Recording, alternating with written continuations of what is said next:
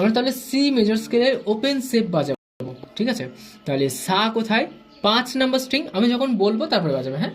5 number string 3 number freight, আর যখন যে ফ্রেটে আঙুল লাগবে, ধরো 3 নাম্বার ফ্রেট যদি হয় তাহলে 3 নাম্বার আঙুলটা ধরবে, 2 নাম্বার ফ্রেট যদি হয় তাহলে 1 নাম্বার ফ্রেট যদি হয়, ওকে। তাহলে 5 নাম্বার স্ট্রিং আর 3 নাম্বার ফ্রেট, বলো সা।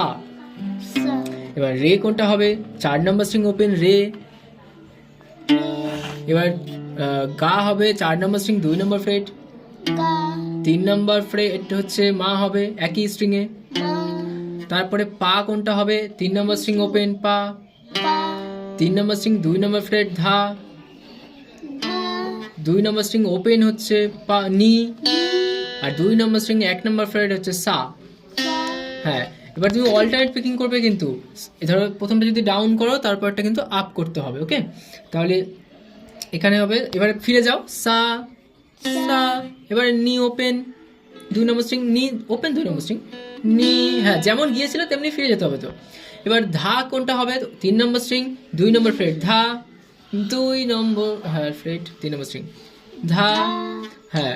এবার পা ওপেন পা, মা হচ্ছে 4 নম্বর স্ট্রিং 3 নম্বর ফ্রেট মা, 3 নম্বর ফ্রেট, তো 3 নম্বর ফ্রেট 4 নম্বর স্ট্রিং, এটা কি মা বাজাও। এবারে গা তার আগেরটাই একই স্ট্রিং এ, হ্যাঁ। এবারে রে ওপেন রে বাজাও।